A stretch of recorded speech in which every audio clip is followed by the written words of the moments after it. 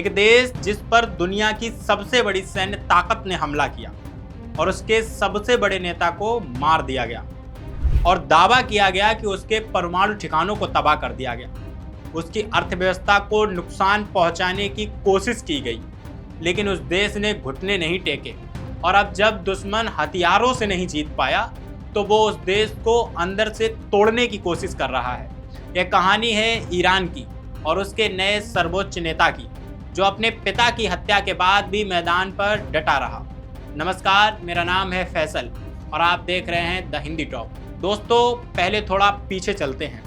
28 फरवरी 2026 की रात जब अमेरिका और इजराइल ने मिलकर ईरान पर अचानक हमला किया। इस हमले में ईरान के सर्वोच्च नेता आयतुल्लाह अली खामेनेई और उनके परिवार के कई सदस्यों की हत्या कर दी गई। यह किसी फिल्म का सीन नहीं था, यह असली दुनिया की सबसे बड़ी राजनीतिक हत्याओं में से एक थी। अमेरिका और इजराइल ने ईरान के खिलाफ बड़े पैमाने पर अभियान चलाया, जिसके जवाब में खाड़ी देशों में स्थित अमेरिकी ठिकानों पर हमले हुए और स्ट्रेट ऑफ हॉर्मुज में व्यवधान पैदा हुआ। यानी ईरान ने हार नहीं मानी, बल्कि उसने दुनिया की सबसे अहम तेल की नस स्ट्रेट ऑफ हॉर्मुज को बंद कर दिया। आयतुल्लाह अली खामेनेई की हत्या के बाद ईरान की एक्सपर्ट काउंसिल ने उनके बेटे 56 साल के मुज्तबा खामेनेई को नया सर्वोच्च नेता नियुक्त किया।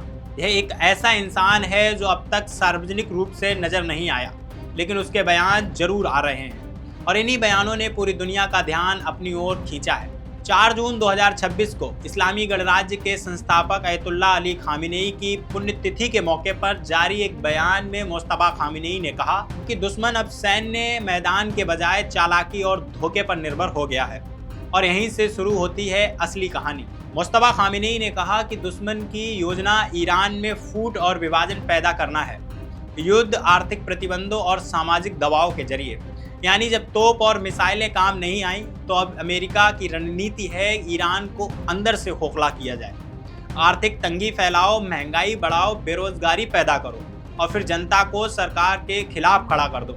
ईरान के खुफिया मंत्रालय ने भी चेतावनी दी कि अमेरिकी दबाव से पैदा हुई आर्थिक तकलीफें और बढ़ती कीमतें नए सिरे से विरोध प्रदर्शनों को जन्म दे सकती हैं। यह नई जंग है, बंदूक वाली नहीं बल्कि पेट पर वार करने वाली जंग।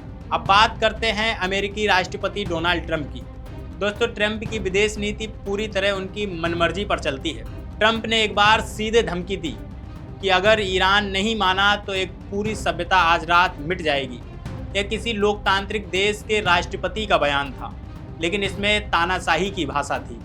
ट्रंप के बयान रोज बदलते रहते हैं। एक दिन वो डील की बात करते हैं तो दूसरे दिन शर्तें बदल जाते हैं। जो लोग उनसे सुसंगतता और निरंतरता की उम्मीद रखते हैं वो निराश ही रहते हैं। यानी एक तरफ ईरान जैसा देश जो अपने सिद्धांतों पर टिका है, वहीं दूसरी तरफ ट्रंप है जो सुबह एक बात कहते हैं और शाम को पलट जाते हैं। ट्रंप ने ईरान के सामने शर्तें रखी, परमाणु हथियार कभी नहीं बनाएगा ईरान, स्ट्रेट ऑफ हॉर्मुज तुरंत खोलो और यूरेनियम भंडार नष्ट करो। यानी एक देश को पूरी तरह निहत्था करने की मांग। यह कूटनीति नहीं बल्कि एक दबाव की राजनीति है। लेकिन दोस्तों, ईरान ने हर दबाव का जवाब दिया।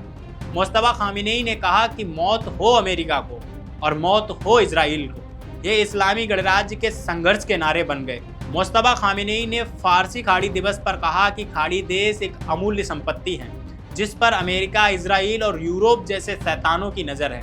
उन्होंने साफ कहा कि इस क्षेत्र में विदेशियों के लिए कोई जगह नहीं है। नवरोज यानी फारसी नए साल के मौके पर उन्होंने कहा कि अभी जो एकता बनी हुई है उसकी वजह से दुश्मन पराजित हो चुका है। एक ऐसा नेता जो सार्वजनिक रूप से नजर नहीं आया, लेकिन हर मोर्चे पर मैदान में डटा रहा। दोस्तों, यहाँ रुककर एक जरूरी सवाल पूछना होगा। 1953 में अमेरिका ने ईरान में शाह की सत्ता में बहाली की मदद की थी। यानी अमेरिका का ईरान में दखल देना यह कोई नया कदम नहीं है। दशकों से वो इस देश को अपनी मुट्ठी में रखना चाहता है और जब जब ईरान ने स्वतंत्र फैसला लिया, अमेरिका ने प्रतिबंध लगाए, हमले कराए और तख्ता पलट की कोशिशें की।